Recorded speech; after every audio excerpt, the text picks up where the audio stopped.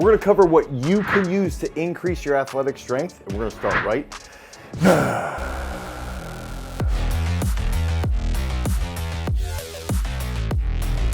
When we're looking at athletic strength, we've got to break this down pretty easily. Let's keep it as simple as possible, right?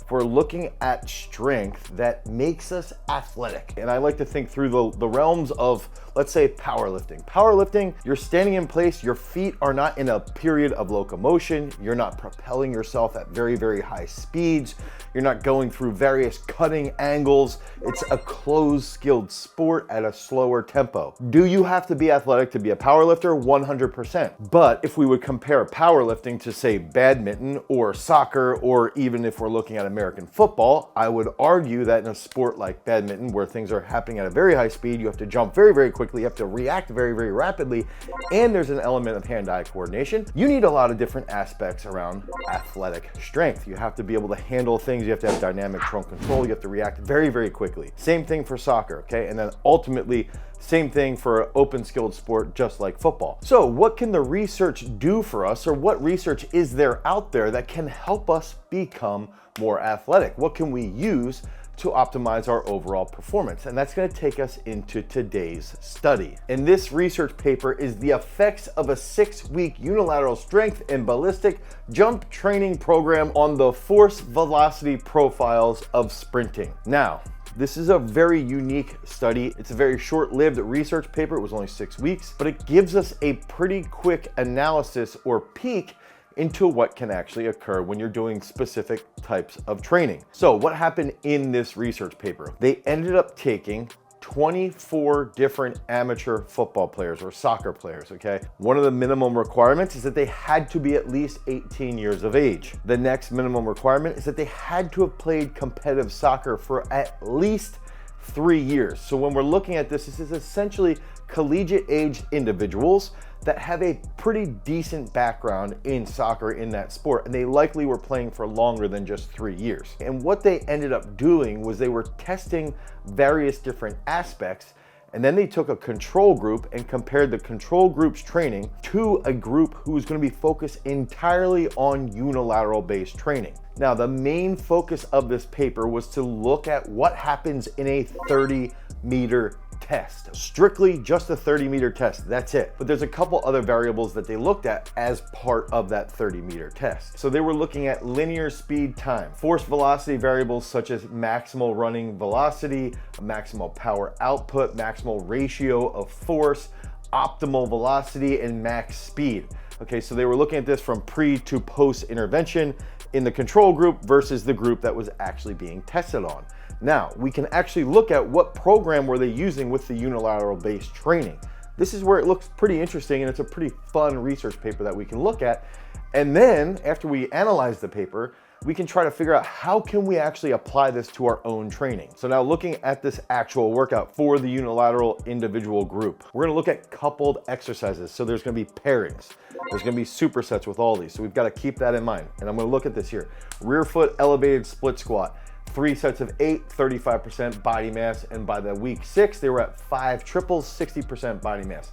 And they paired this with single leg counter movement jumps. The next group, barbell single leg hip thrust, that was paired with single leg broad jump. They started at 25%, they worked up to 50% by the end of the entire 6 weeks. That C group of exercises would be single leg Romanian deadlift paired with single leg drop jumps.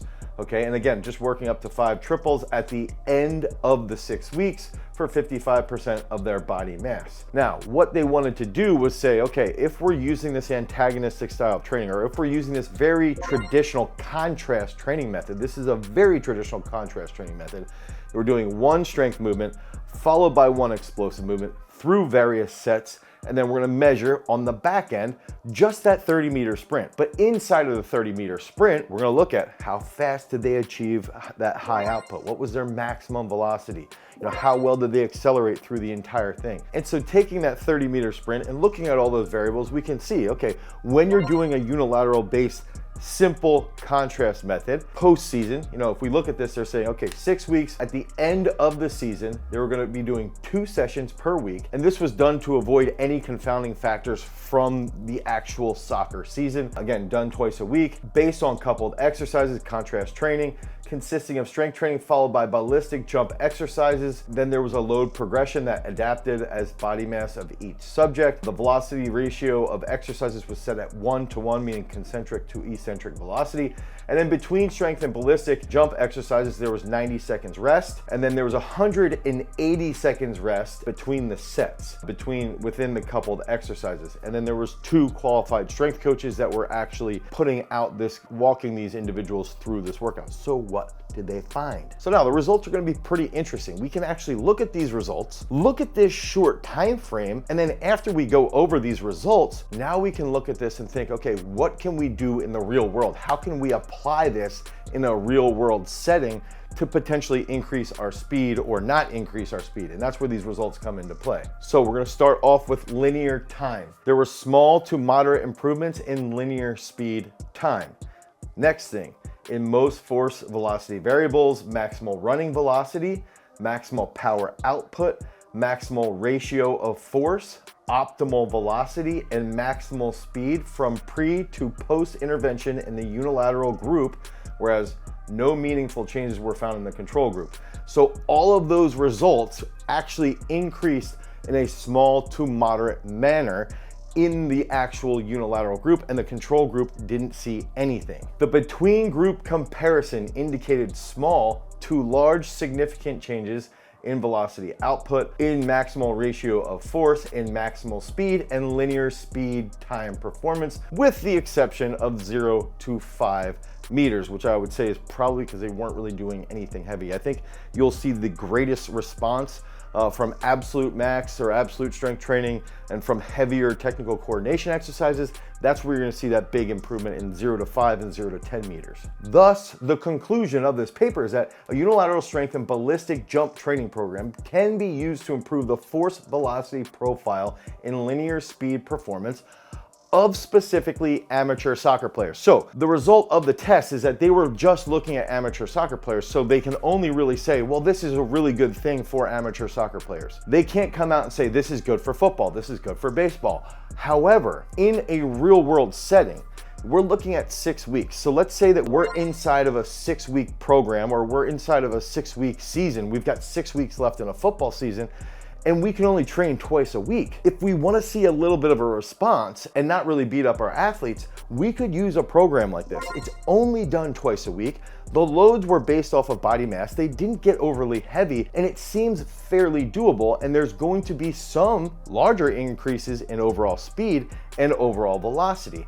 Now, another big factor, this is something that you could also use if you're out of season in any sport that has locomotion and you need to do something in the beginning. So we call this the exposure phase. So during the exposure phases, and this is something that you would see inside of our at peak strength. Inside of peak strength, we would establish, okay, during the exposure phase and during the comprehension phase, we're gonna do a lot of work on single leg squats. Okay, so we want to try and increase our strength in single leg squats. We also want to try and increase our absolute strength in back squats, all while also doing things like plyometrics, single leg plyometrics, stadium jumps, skips, backward skips, skips for height, things along those lines, even doing something like a single leg bound. If we can set up a periodized program like we do inside of peak strength, and we have a limited time, let's say 2 to 3 training days a week, now we can take this paper, look at this, figure out how we can apply it inside of our app, or how you guys can apply it inside of your own training,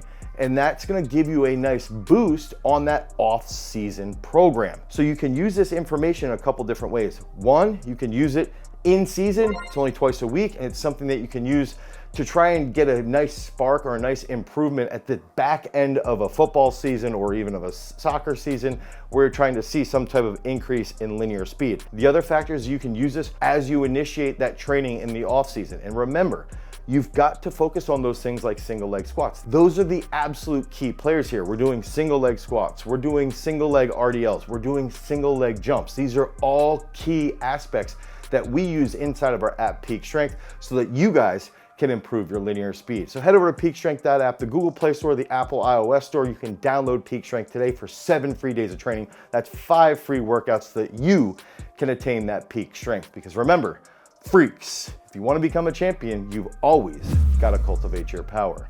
Peace.